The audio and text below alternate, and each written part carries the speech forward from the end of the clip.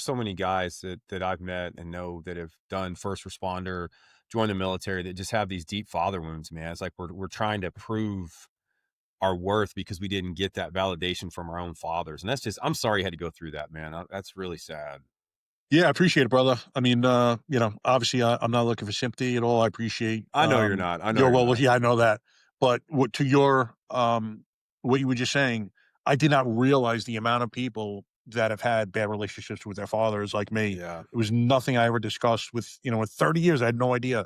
And then when I Mhm. kind of entered this healing space, um, I think I saw. No, it was before that, but in Waves of War was a great documentary that came Dude, out it's on awesome. I watched it Netflix. this weekend. It's Uh, amazing. It really Yeah. is, and Yeah. for those of you who don't know about it, it's about the story of 3 SEALs who came back from war, broken men, DJ Shipley, Marcus Capone, Matty Mhm. Roberts, and their subsequent healing journeys with Ibogaine, but to a man, all of them acknowledge bad relationships with their fathers, and in Mhm. talking now and doing my podcast and speaking to guys, it is almost to a man that we've not had good relationships with our dads, for the Mhm. men in these careers. Every now and then you get an outlier who had a great relationship with their pops, but typically it's not. And yeah, I think we join these for several reasons. One's maybe we don't like bullies. We got bullied from them and we want to Mhm. stop that. Yep. Um, you know, again, to your point, you're looking for validation from your father. You never got it.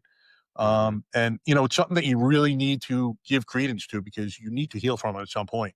You've been Yeah. carrying this around with you the entirety of your life. And during your formative years, you didn't get what you think you needed in some way, Mhm. shape, or form. So you've been carrying this around forever. You need to Yeah. heal at some point. I don't care how old you are. I don't care how fierce you become. It's still an open wound until you close it. We all need it. I mean, we and it's Yeah. wild that you mentioned that documentary, the scene where DJ Shipley's talking about mowing the grass and he hits a tree root and his dad comes at him in a dead sprint and just picks up the mower and throws it. Man, I just went back into my childhood with that. I was like, "Oh, that was like my dad was military." And I don't want to badmouth him on here, but a lot of anger, lot of just and it just I mean, I just felt it in my chest. I was like in that moment, I was like, "Damn, dude, like that's it's wild, Keep going. dude." It's Oh, sorry wild, to man. interrupt. Please. No, no, I was just gonna say it is crazy how many of us that have gone into the first responder role and military that have had these deep seated father wounds. And I know for me as a parent now, I try to be self aware enough to not be that guy and Yeah. to treat my son and my daughter differently. You still have to parent them, but in a way that's kind, loving, and gentle, and almost like a positive correction. Not saying you still can't get in their ass when you need to, but Oh, yeah.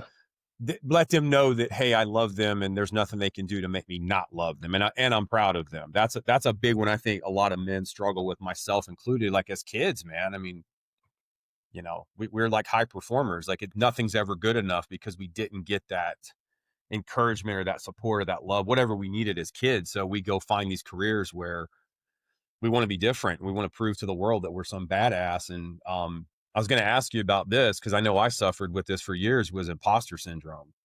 Did you ever feel that while you were in law enforcement? Like you were maybe like playing a dual role, maybe like the real version of yourself versus the version people saw in the rest of the world?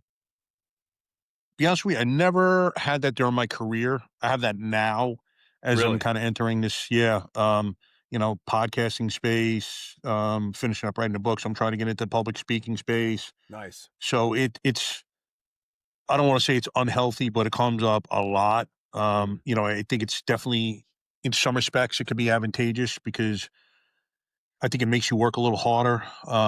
But it can also be very detrimental if you let it control you. Mhm. Now I'm at the point where I know it's coming on. When I get those intrusive thoughts, I'm able to kind of get them out of my head fairly quickly by thinking about other positive things. But it's a never ending battle. And I talk to guys all the time about that. And the highest level guys that you would think do not suffer from that, suffer from that. I don't care Mhm. what level people are at. I mean, I'm constantly asking guys, and you are talking about super, super, super high achievers, and they deal with it on a daily basis.